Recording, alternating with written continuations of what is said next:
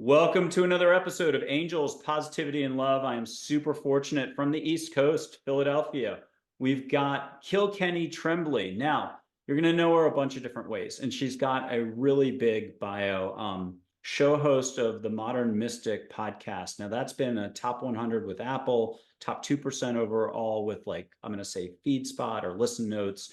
She's been doing it for at least 4 years, but really high caliber guests. She's a lot of fun. But she's been doing stuff since she was 5. So she's not just intuitive, she's yoga extraordinaire. She's done the Wanderlust festivals and even premiered.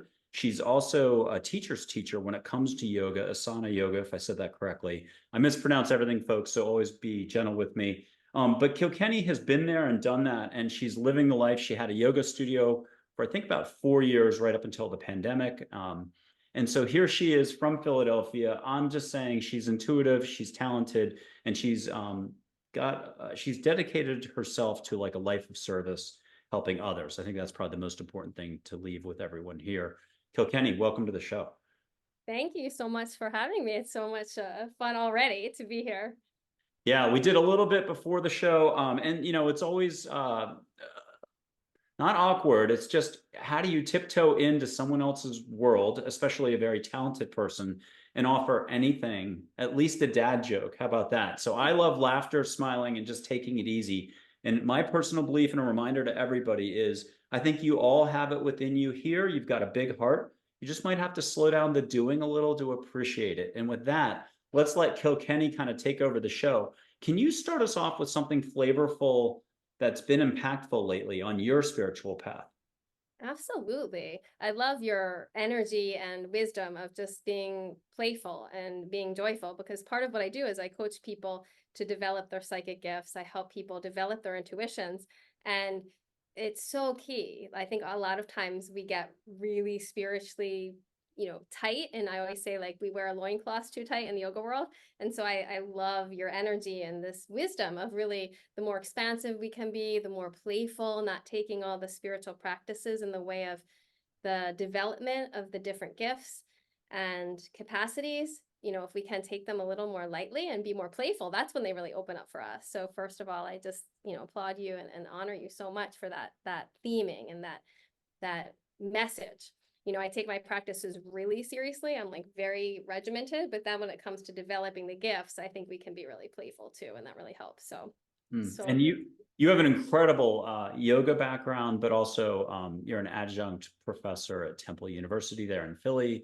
Again, you have a lot of details in your background and a lot of experience with people teaching and so on. Share with us, though, something that's happened lately. We had talked about this briefly before the show. You had something happen. What was it? Well, like so many people, the pandemic came and really was such a portal and a catalyst to shifting gears in my work.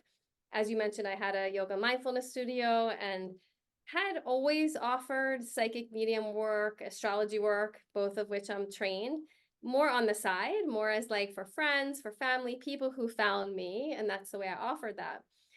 During the pandemic, there was much time to do meditation, and I was ramping up my practices even more. I mean, I'm a huge fan of and committed meditator every day, no matter what, right? But I had even longer periods of time. And during this period of time, one day I thought to myself, I haven't really been focusing on my ancestors. And I had heard something about ancestors, and I was thinking about all they had been through and different trials and tribulations that were similar level to pandemic level. So I thought, let me just, do a meditation and hold the intention to connect to an ancestor, and, did a guided thing in my mind, which now I lead clients and people I work with doing. But, it involves going to a field in your mind and doing some different things that I was guided to do because my team told me to do. And that's how it works for me. So my team said, do this and this. So I did it. And all of a sudden I saw the face of this woman. She was amazingly powerful in her presence, and yet a simple demure, the way she spoke.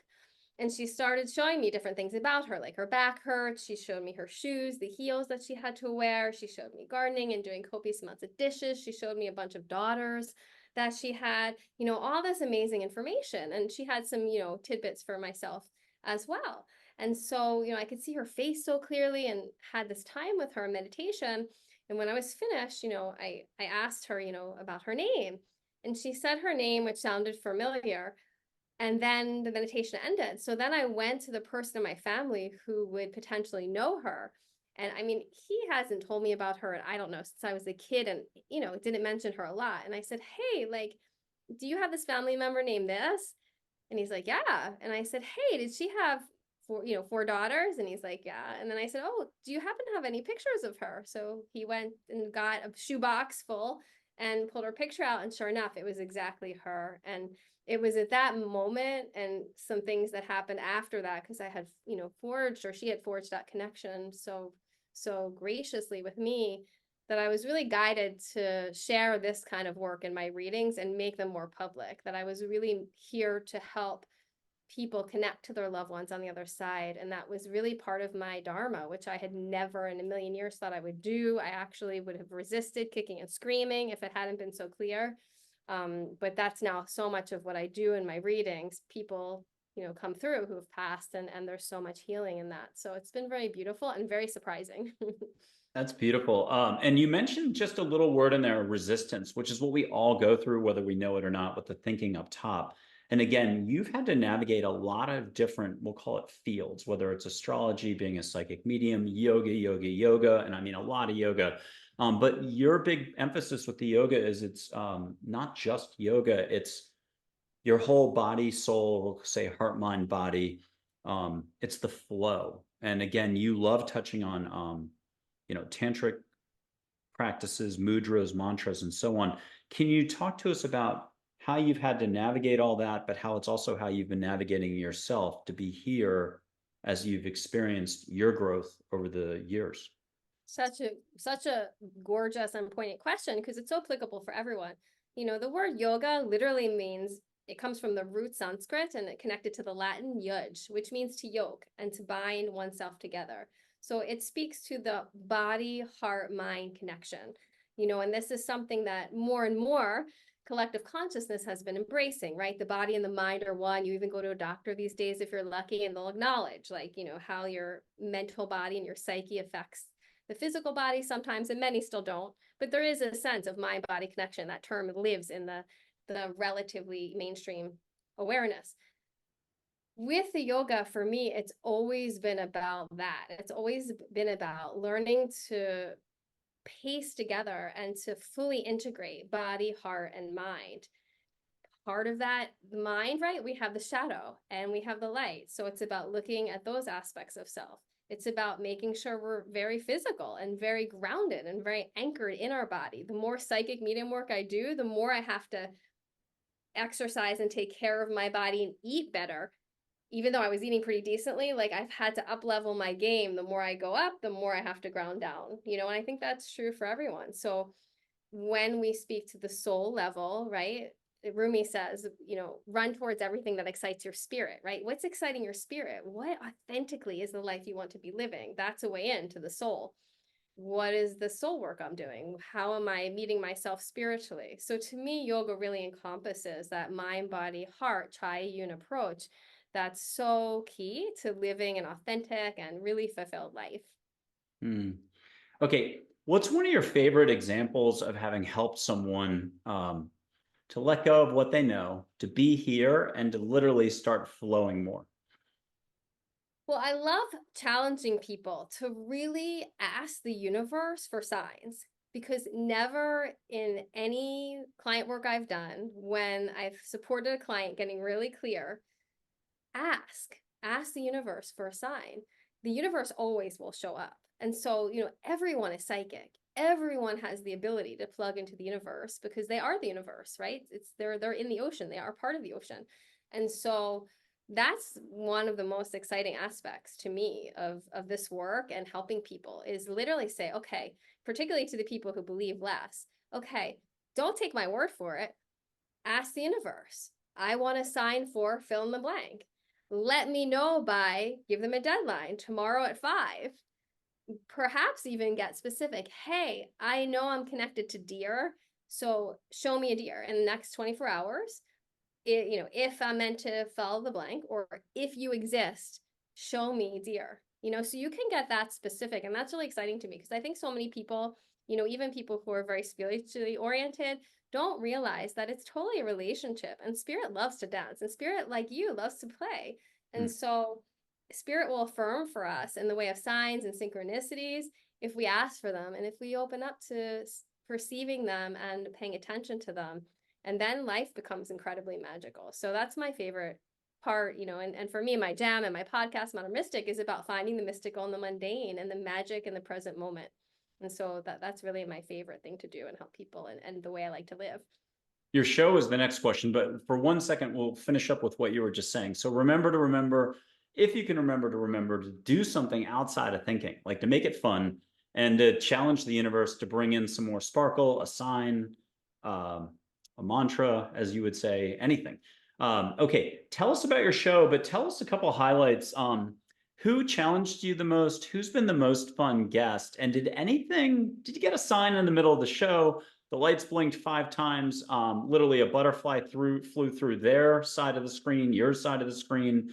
Can you share a little bit more about the flavor behind your, the Modern Mystic podcast? Absolutely. So yeah, the Modern Mystic podcast, it is this. It is all about making the mystical practical.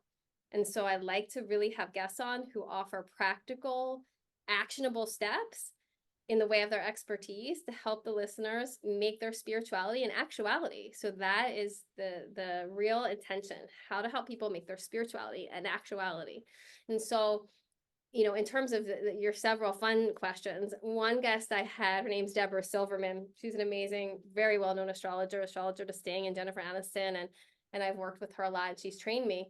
She and I, at the end of our episode, she is in Hawaii, and she had an incredible, huge rainbow actually appear right at the end of the episode. And I'm Irish, and so I have a thing for rainbows, us Irish. And so we were like, amazed because she hadn't seen one in a really long time. So that's something, and things like that happen so often. I had an inner child expert recently, and I always, before I have my interviews, ground with the frankincense, because again, the more I ground myself, the more I can open up, and I feel like be a channel. So I always have like a protective obsidian rock I hold, and then I do a little frankincense, and that's just part of my ritual. But right before her interview, I was like, I heard lavender, and lavender, so expansive, but like not grounding, and it takes you, to the etheric realm, and I'm so in the etheric realm, I need to ground. And so I was like, okay, but I never, argue with my guides. So I did the lavender, and then during the interview, she brought up, how she has been working with lavender, all these things about the inner child and lavender. So like things like that happen. It's so incredible. And then, it's always like the universe winking when we get those serendipities and connections with other people. So I think I answered your questions. You totally did. Hey, Kilkenny, can we go off script just a little, and I can blow you sage real fast? Anyone who's watched the show ever can smell it at home. As a guest on something like 40-something shows, I've done it for show hosts in Canada, wherever. I do have a best friend who doesn't believe this is possible. It's all psychosomatics or whatever. So only give yourself permission to let go, be here. Your heart already knows what to do. It's a Formula One driver. You don't have to pick Lewis Hamilton. So you're going to let sage happen. Think of it as a linear transaction. That's fine. Sage through 2 screens. But if you want to go crazy, the universe isn't linear. Ask for flowers, get lavender, hint, hint. But we're not telling you that, Kilkenny. So get something really fun, sexy flowers that are good that you're like, oh yeah. And this is smoke. If people want to leave their eyes on it, catch it, or catch beach smells like you miss Rehoboth or Kalapani or Azores. And so from Texas to Philly, what do you get?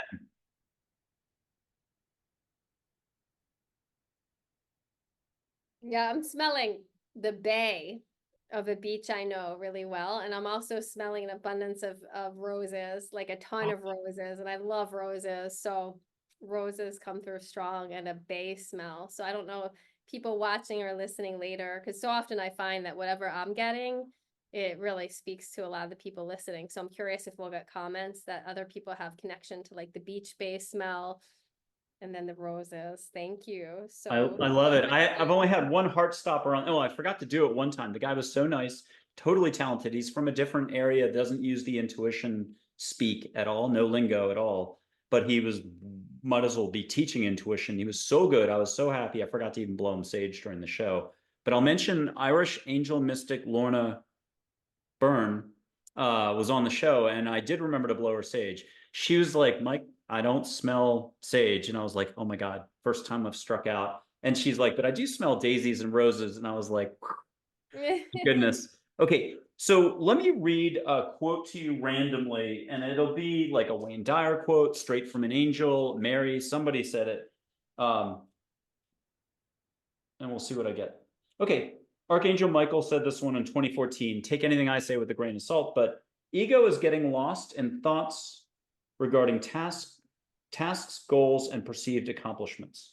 Can you give us a reminder about how it's just not your externals and how to, again, slow your roll, butter it, and be here for all of us out there? So great, this question, because I think this is the question that most people struggle with, right? And it comes back to being in the present moment, remembering that you are the Jedi of your own consciousness. And then that's why I love meditation, because it's like Jedi training every morning or whenever you can, set a strict time that you do, same time every day if possible. If that's not possible for you, 1 to 3 minutes. It doesn't have to be a ton. You know, I'm a professor and I teach mindfulness and meditation. And to my students, it's like it can be such a short amount of time. It can literally be 1 to 3 minutes. So many people think, oh, I don't have time to meditate. And meditation is so difficult, which it can be, because in meditation, you have to choose the direction. Do I go with my mind or do I go with my soul, right? And this is the dance. And when we go to that meditative gym and we practice being with our breath, that is the deliverer to our soul, then that mind, body, soul connection, right? That's the time we're spending with our soul. And then when we're living from our soul more, because most of us are not fully in balance, we're very much in our body, we're very much in our mind, right? But the soul a little bit less. Maybe you and I are in the rare exception, but the majority of people, right? And so when we take the time to be with our soul, then we can go back to our external, quote unquote, mundane life with more presence, with more awareness, with more mindfulness, because we're really rooted and anchored from the soul and not just listening to the mind, believing all the stories the mind is telling us, but we're more in that space of the witness. In yoga, it's called the Amkara, is the ego. And then we're in the space of the witness, the Atman is what it's called. And so we can then be present to the moments of our life and not get lost in the river of the thoughts. And then we don't miss the moments of our life, because truly what you're saying, like when we're, so caught up in the accomplishment and the doing, we're so caught up, like we eat the sandwich, we don't remember we had the sandwich. We have the whole day, and at the end of the day, we think, oh my God, it went so fast, and what did I do today? So we're literally missing out on the moments of our life. We're missing our life. So the more we can practice the art of attention, the practice of witnessing, okay, I think I need to do all these things, or, oh, I'm eating a sandwich, right? But how do I do these things? And am I breathing when I do these things? And am I looking at the person's eyes that I'm interacting when I do these things? Oh, am I feeling into my feet and my seat and my body when I do these things? These are the techniques that allow us to be more present for the moments in our life, to live more from our soul, to live more with consciousness. And to me, that's the answer to life. Beautiful. Okay, when you're meditating, not every time, but sometimes, are you getting the light on your eyelids if they're shut? It's kind of like drive-ins from the 1950s. Are you getting just different stuff, different times, visions? Depends which way you're going that day. Yeah, I mean, for me, it's such, and that's what's so exciting. And I think that's such a, I love what you said about the drive-in, because some people's dispositions, and this is part of also what I do with my coaching clients, I figure out, okay, what's their disposition? What's the unique meditative RX that they need for their personality and constitution? So there's some people who do need like a mantra and the same type of meditation every day. However, a lot of people don't. And a lot of people don't realize that actually, if they're exploring with different styles and different, you know, lead meditations they can get for free on, Insight Timer or wherever, that actually adds that playfulness you and I were talking about, that juice. Oh, what's my meditation going to be today? Oh, maybe I'll do an ancestor meditation. Oh, maybe I'll do a mantra meditation. Oh, maybe I'll do a chakra meditation. And then just by asking the question and feeling into the juice, in yoga, there's a word for it. It's called the rasa. It means like the juice, the flavor of like, oh, that feels a little exciting. then you follow that. And then meditation becomes like this amazing, romantic, exciting relationship. Meditation becomes an adventure. It's no longer the stale, dull thing that I have to do. So the more we can really make meditation more playful, more joyful, more expansive, is to make it more adventuresome and really approach it with curiosity and really mix it up. And this is the tantric way. This is the tantric path. And for a lot of people, that's what really makes meditation stick. And then their life shifts when they're consistently meditating. Hmm. Okay, I love it. The juice. It's so Hollywood. I love that line because it's very creative. And I would just say the twister wheel. Buy the board game, toss it out, but keep the wheel. And write in stuff on the different colors and spin it once in a while and let it dictate. Are you going for a walk this way, that way? Mindfulness, meditating. Um, what would you like to do next? Can I put up Joy's photo for a suggestion on a topic that, first of all, you're well versed. You've got, if we had 4 hours, we could keep you busy the whole time. You're like a walking encyclopedia in a good way. But if I put her photo up, this is an angel named Joy, folks. You've seen her before if you've watched the show at all. We've got 64 episodes as of, I think now, with 132 slated through December. So that's exciting for 2024. Please like, subscribe, share, comment, and be sure to check out her website, modernmysticlove.com. This is Joy and Angel. You already got the topic a while ago when I started the public service announcement. What did you get for us, Kilkenny? Well, just in terms of joy and that theme, it's like literally make joy your end game of every day. Make joy your goal. Make joy your intention. Because when there's joy, just like the card, there's spirit. When there's joy, there's that rasa, there's that juice. And of course, there's suffering, there's hardship, there's challenges. So it's not to Pollyanna that, but it's when we have choices, run towards the joy. Don't walk towards it, run. Sprint towards the joy in any given moment. You can open yourself wider. You can open yourself, vertically as well, but seek that joy in any and as many possible moments as you can, for sure. Trust more, worry less, but we'll do sprint more and close your eyes less. Okay, let's do this. There's something about the heart where all the action happens. I mean, joy is a constant, love is a constant. I'm going to try to quote Mary. Very few quotes I'll ever remember in the last 12 years, but here's one. Love isn't everything. Open your eyes to see love. So that's kind of the theme of this next question is, if it's a constant, how the heck are we going through this much suffering or bill paying or work stress or health this or relationship that?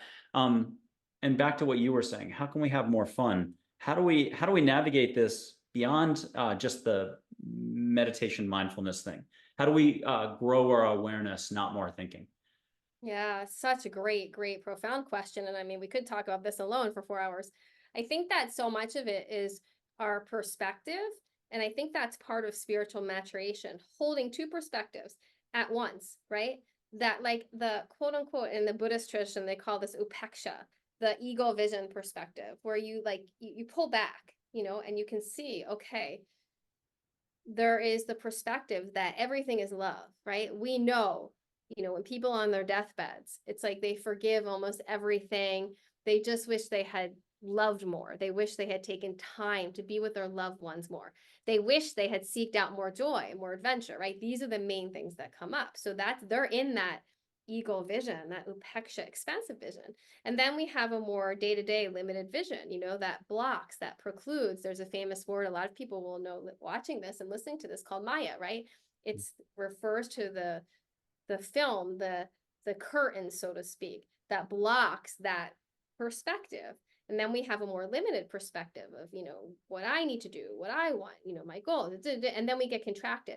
The thing is, we need our ego and that limited perspective, right? We can't let that totally eradicate. Like, if I'm not Kilkenny and you're not you, we're not doing the service of offering teachings to the world, right? So how do we hold both perspectives? And I think that my belief is that we have karma, and we are here to learn lessons and we are here to serve. So we are here to learn lessons to keep evolving as a soul on a path, on a journey.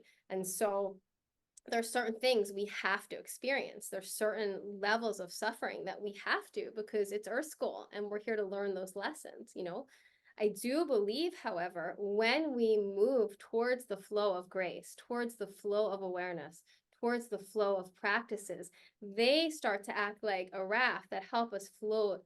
And so even though we have the same karma, the same hardships, the same sufferings, we're able to float through them more in alignment and more quickly. So, holding that perspective that like we can't get out of jail free in this life. We're here in this life. And if one really contemplates upon having healed from different traumas, little t and big tree traumas, like most of us have had, I've certainly had, right?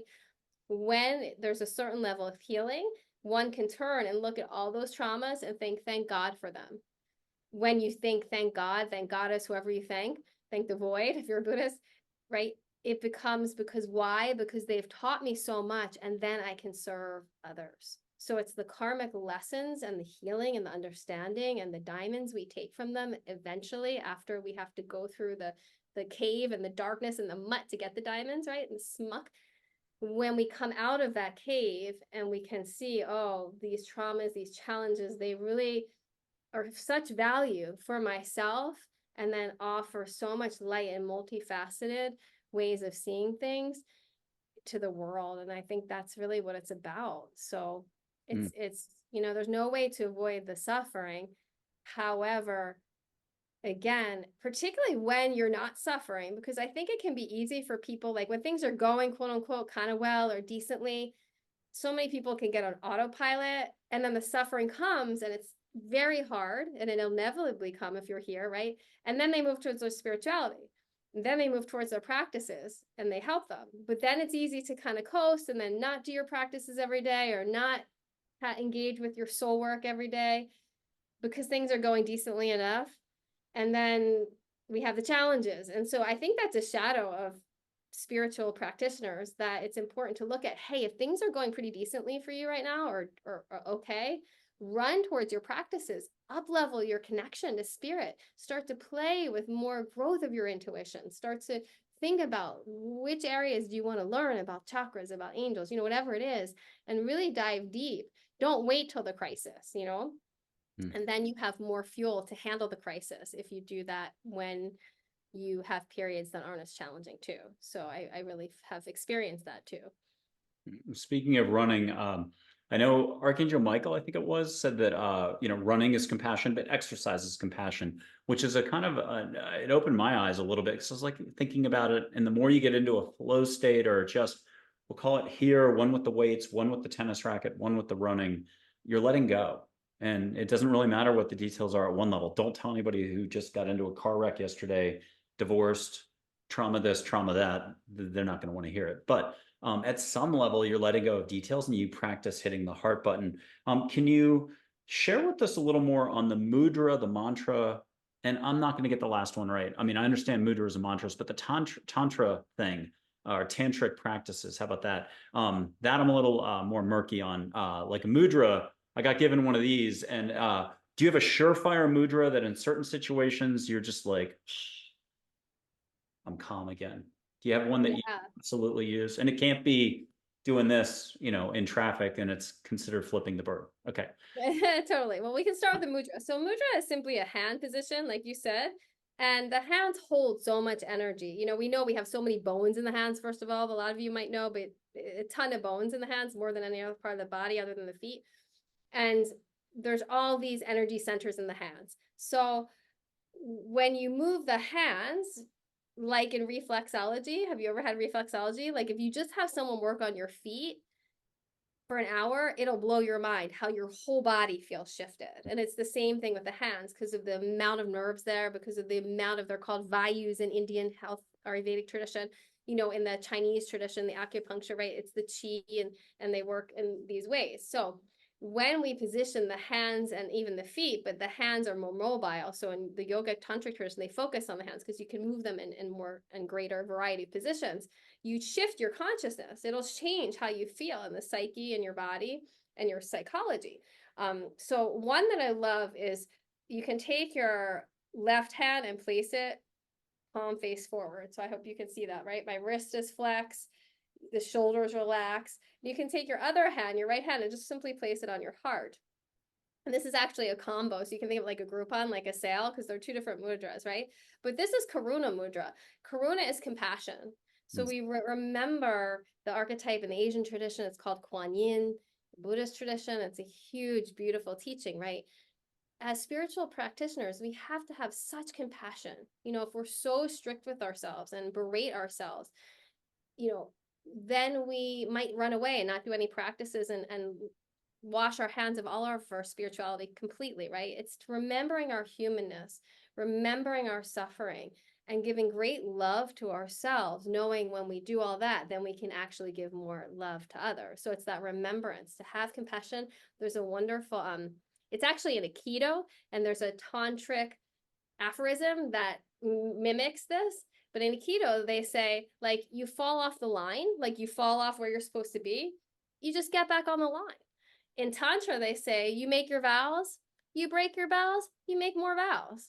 So I love that because it's like so much Tantra is about being human, you know, it's about really understanding. We do our best, and then when we fall off, we just try again, and then we try again. And in that commitment to the trying is where we'll have spiritual success and even outer success. So Tantra is very much about spirituality in the world, bringing your spirituality into moment to moment life. If you go to a tantric ashram, they'll probably, you know, you go and you do all this, you know, preparation to go to ashram, and you get your clothes ready and you make this long journey, and then you get there, and what do they say? Oh, go chop vegetables in the kitchen or go clean the toilets, and you do what you just do at home. But there's such a practice of remembrance of your divinity, remembrance of your breath, remembrance of God, goddess, you know, whoever you're thinking to offer your practices to, and that the mundane acts become holy. And then you go back to your house, and when you're chopping the vegetables, you remember, oh, chanting mantras to, you know, Lakshmi, or chanting mantras to this god or goddess, or chanting, you know, this affirmation to love, to humanity. And then when you're at home, you're chopping your vegetables, and you remember that every act is sacred. You know, I always say I can hand my kids, I have 3 kids, I can throw them a sandwich. I can just be like, here's your dinner. Or I can be like, you know, here, my beloveds, here, this sandwich that I put so much love to, and I'm offering it to their sacred beings who are souls, you know, who are amazing, you know, and there's such a different energy in exchange. And even if I just say, you know, here's your dinner, or I embody that whole focus of like, these are old, amazing souls on their journey, and I get to serve them as their mother, and this is part of my dharma. And I say the same words, like, here's your sandwich. You know, they will feel the difference in that energy. So it's about how you do your mundane tasks, remembering your humanness, remembering you'll screw up. And then also, this is being fearless. This is called a Byaya mudra. So this is Karuna mudra, have compassion, you're human, and remember divinity in your human moments and your human activities. And this is fearless. Fearless mudra means not without fear, but do it anyway. So it's again acknowledging that it's not that like, oh yeah, be fearless and I'm going to go jump off a cliff. And I did something last month. I went to California and I was doing all these things, and it took a lot of courage to do the things that I was doing. I still felt fear, but I did them anyway. And it's that feeling. You're going to feel fear. You're human, and then do it anyway. So this is the mudra I would offer. Oh, gorgeous. Okay. I keep coming back to pieces every step, Thich Nhat Hanh, and he has such good advice that's in alignment with the way you're speaking right now. Just the little things. It's okay. We'll do it this way. So you're unconscious, you're conscious, you're unloved, you're love, your awareness, you're unaware. And one is up here. And when you recognize the energy flow up here, you hopefully will want to do just a little less. It doesn't take much to be here. But that's the name of the game, and you get to expand it by slowing down. I would argue you're already a yogini guru, a Sri Sri guru every day. If you only looked at the stuff that you consider to be not important, taking a hot shower, flipping a light switch, falling asleep at night, those are all incredible acts of letting go and trusting.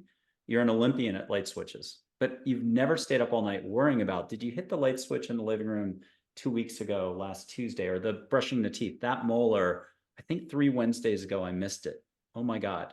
And instead, you use like 500 muscles or whatever it is in the face. It would come in third behind the feet and the hands. The point is, you're a total guru. Can I put up Thich Nhat Hanh's photo and if you want to put the hand up and feel his vibe, if you get a topic to run with from this launching pad, would you run with it? Here Sure. he is, and unconditional love figure. Just I'm going to lose all my other English and lingo about him, but hopefully everybody knows who he is. And are you feeling his vibe? Totally. Yay! Okay, good. Then I'm off the hook because I didn't want to go too far off script. And there is no script in one sense. Yeah, he's and what I'm feeling right now is just I felt my own breath, and he is the master of speaking about the breath. And I could sit here and I could teach you a lot of really complex breath practices, like holding one nostril, doing this, doing that, all this stuff. And they're all awesome. But he's so profound because he says, and that's what I'm feeling, you can be so simple. Breathing in, I know I'm breathing in. Breathing out, I know I'm breathing out. And so everybody listening and thinking about, how do I actually make my life mystical? How do I actually find and make my spirituality an actuality? You don't have to look any further than the breath. The breath is always there supporting you, and you literally just stop right now, breathe and notice. Breathing in, I am breathing in. Breathing out, I am breathing out. Do that 3 times and you will feel more spiritual. You will sense your own energy. You will be more mindful. And in that breathing, you will be present and witnessing this current moment of your life. You'll get yourself out of the past. You'll get yourself out of the future. The breath is the greatest anchor to really invite yourself into the present moment. And so that's a really gorgeous, simple practice that he offers that I think is really, in some sense, all you need. Like if you took this whole conversation and it was like, what's the one thing? Practice breathing in, I'm breathing in. Breathing out, I notice I'm breathing out. If you're noticing your breath, you are the sadhu. You are the realized being. That is the elevated state of Buddha, of enlightenment, of consciousness, the awareness of your breath in your body, because then you're here in the moment, and that's everything. While you were talking, I scored 2 quotes from Chogyam Trungpa Rinpoche, because I'm no longer mispronouncing that last bit of lingo. Not Rinpoche. When I first met him, whatever you want to call it, spiritual wise, energy wise, I was like, oh my God, that's a mouthful for Americans. Is there another name people can call you? He said, call me Gentle Frank. But he's had a good couple. I mean, he's had lots of good quotes since 2010 or 2012. Here's one that's right spot on with what you were just saying. Taking one breath is like taking one step. Both bring peace and harmony. And I put that up on my website just because I thought it was so pretty. And then I've got one more, and if you could allow for this to spark the next segue, I hope I said everything correctly. Here's his other one from 2014 as well. The way to experience nowness is to realize that this very moment, this very point in life is always the occasion. Yes. And so I'll add one thing, timeless. Okay. Yeah. Kilkenny, where are we going next on this? Now o'clock. I always say, like, when people like to say, like, what time is it? I don't always answer it this way because I would be really annoying, but different times I'll just look at a clock, or I'll just be like, someone, ask, and I'll just be like, it's now o'clock, baby, and it's such a great practice. And it's what he's saying, right? It's now o'clock, because when we're in the now, we've won, now spelled backwards is one. And I always like to think about that. So now o'clock. I like that. So what time is it? It's 3:00 now. There you go, 3:00 now o'clock. I love that. I'm gonna integrate that. I know, I just made that up on the fly. I was like, oh, I love it, because it's a little bit of that peaceful warrior movie, but they just went straight arrow. What time is it? It's always now. And so that's okay. A couple more quotes for you, and you just pick. It's like a sushi menu, so maybe you're going with the sea urchin or the mahi mahi. What you see in others and the world is the energy you create for yourself. So I'll just switch that around to where you put your focus is where you put your focus. You change the way that you shape the light, which is flowing through you, by changing your consciousness. Gary Zukav, Seed of the Soul. That's probably enough. Which one or both do you want to run with? Yeah, well, I think that they're both very similar in the, in a certain kind of way, because they're both about our own power to shift how we're thinking, that we are the hero or heroine of our own story if we are aware of our thoughts being things that we can shift and are malleable, that we don't have to accept the thought as ourself. So if we can practice looking at our thoughts that we have, witnessing our thoughts, and that's where meditation come in, because that's the gym for that. But in any given moment of a day, you have a thought that makes you feel contracted, negative, quote unquote, anything that's less desirable. Examine that thought. Look at that thought, because that thought creates the next thought, which creates the next thought, which creates the feeling in our body. That feeling in our body that are created by our thoughts have a trickle down effect to eventually create the energy that we're putting out that then magnetizes events and experiences to us. So in both of those quotes, there's the understanding that our consciousness and our thoughts are creating our reality. And so if we change our thoughts, if we decide to prune the thoughts and garden the thoughts and weed out the thoughts we don't want, and really claim spiritual responsibility for ourselves, we do that for our life, and we attract a different reality, because we really do.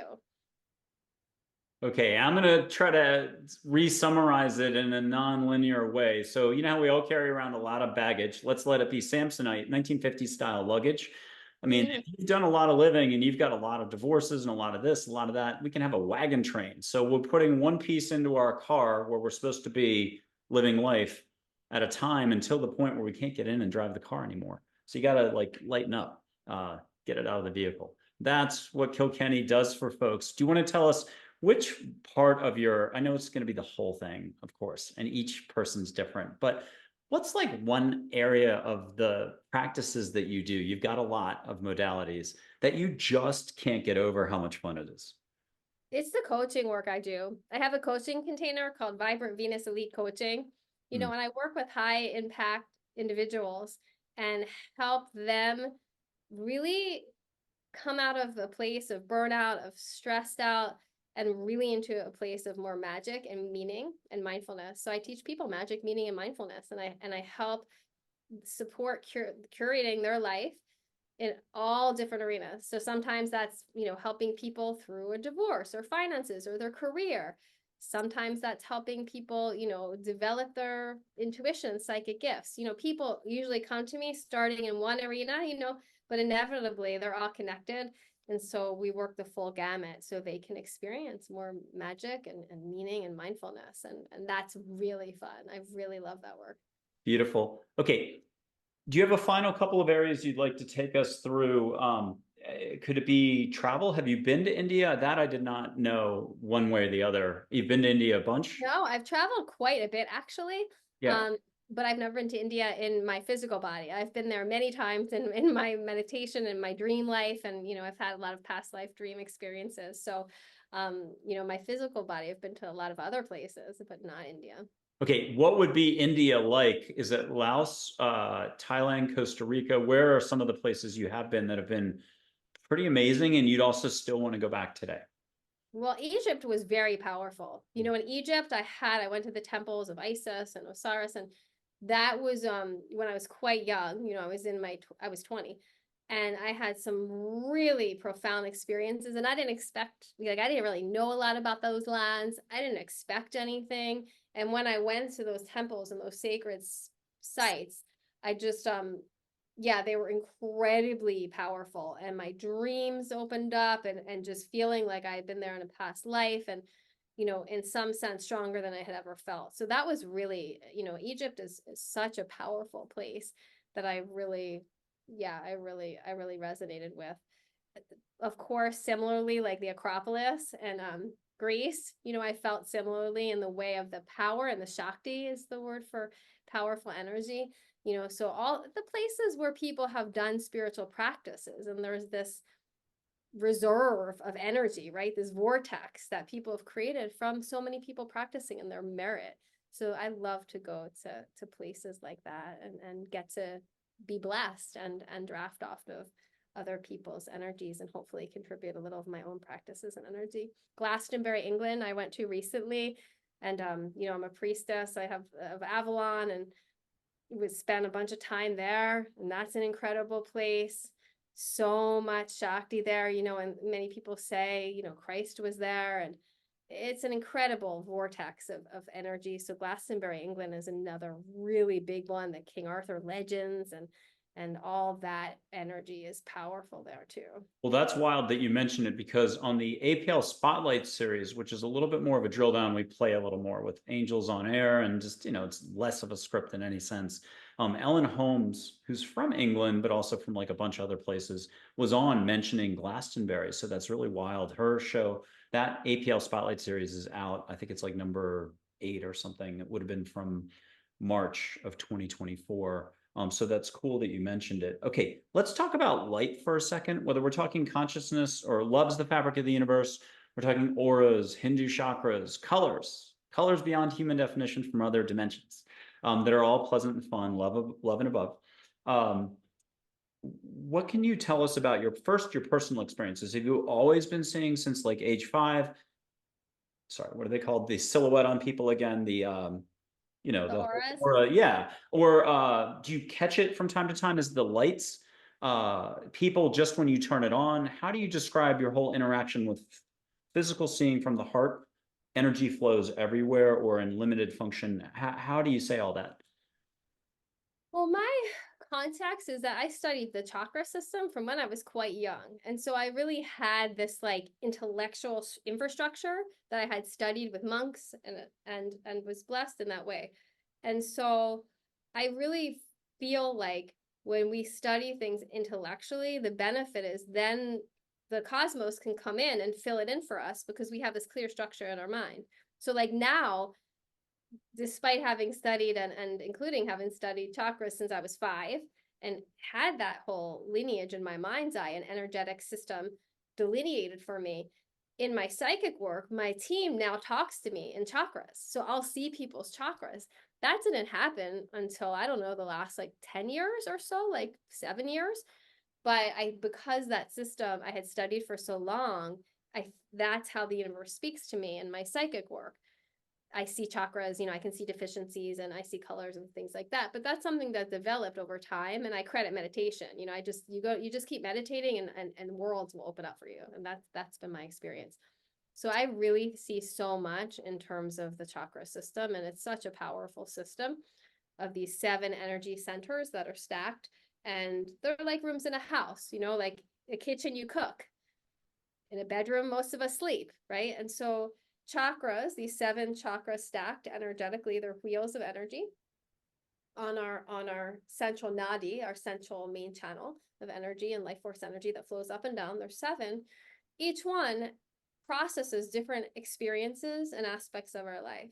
So our first chakra, which is our root down in our pelvis, that spins, it's red, and it has to do with fight or flight. It has to do with security. It has to do with the ways that we feel safe and stability, and then the second chakra is orange, and it has to do with our sexuality and our creativity and our the water oceanic energies of life. So that's really so much of how I think of energy and how I perceive energy even. I love it. Okay, and so the one thing I wanted to ask is, how are you perceiving? Is it both third eye or just eyes shut and you're doing it Jedi style, feeling it that way and seeing it that way?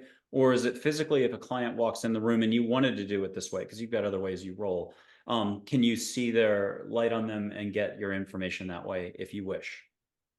It's a great question.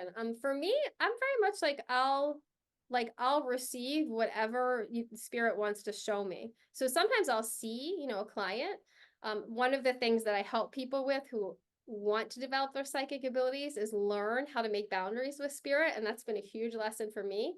The idea is that if you're doing this kind of work, even if you're not sharing it, if you just want to do this kind of work, for yourself personally, not professionally, you can make up clarifying requests to spirit of how you receive things. I was receiving so much at times, it was like too much.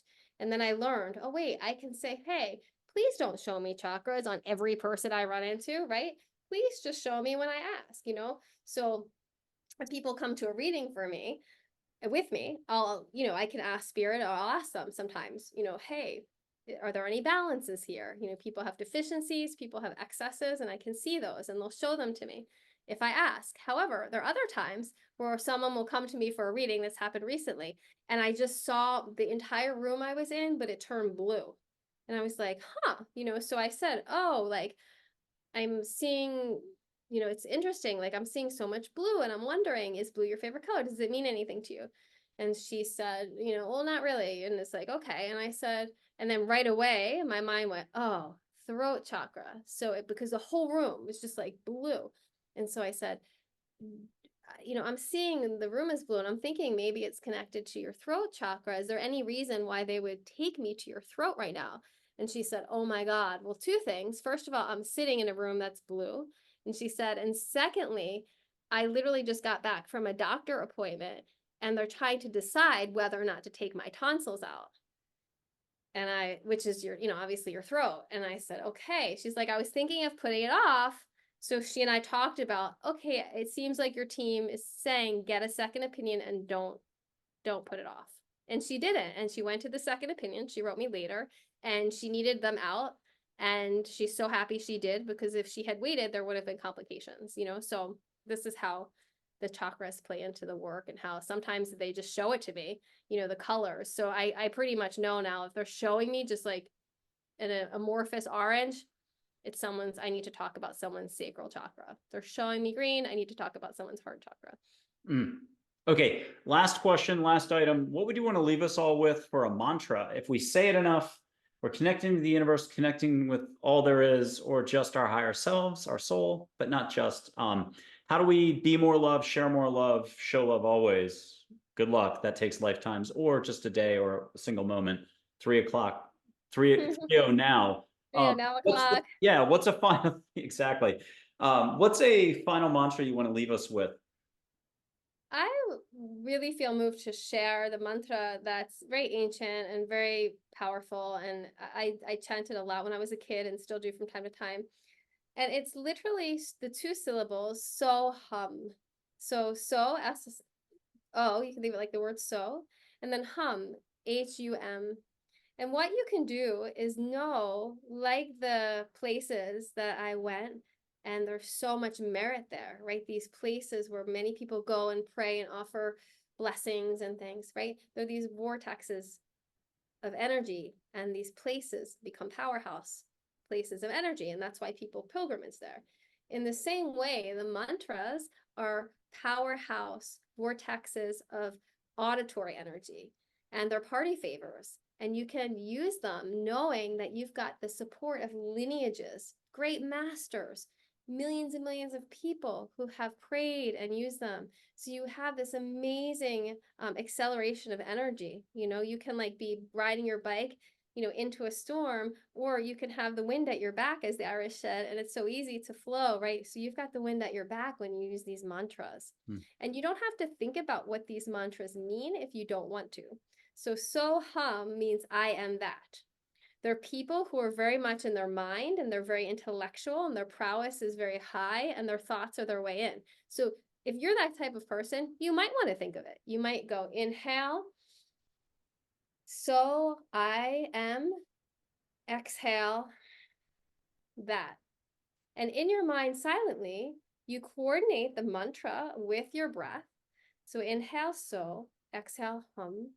And you might repeat the English back to you, because that, capital T, means love, consciousness, awareness, joy. So you could substitute any word you want that is synonymous what that is representing.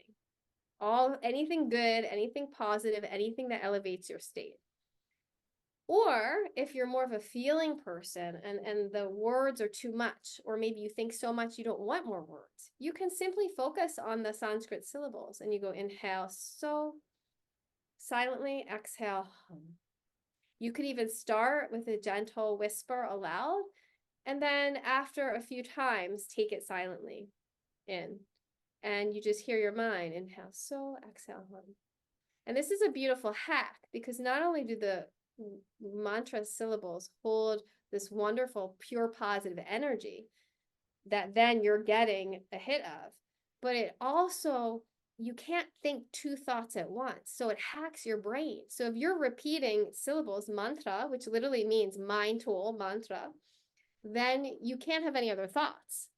If you start to have other thoughts, you don't freak out.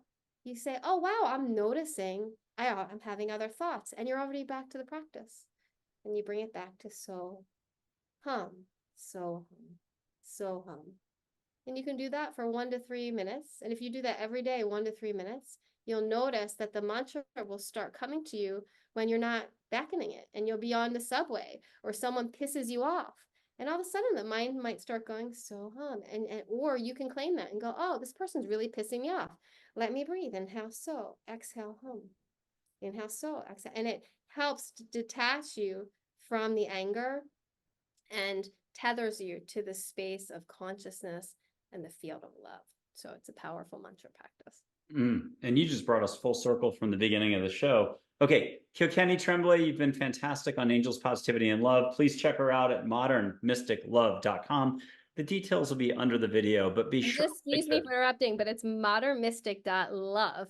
Oh, modernmystic.love. I wrote it down wrong. I'm so No worries. bad. So I'll get that right. Modernmystic.love. And if anybody wants a free intuition toolkit, I have one. So you can go to modernmystic.love/intuition, and you can get a wonderful toolkit with 3 videos where I talk about how to develop your intuition. Or you can just go to modernmystic.love for a reading or check out my coaching work or any other services that I offer. Makes sense. Good advice, as we've had all through the show. Thank you so much, Kilkenny. We'll see you soon, I hope, on the show again. Thanks for having me. Such a pleasure. Namaste. Cheers.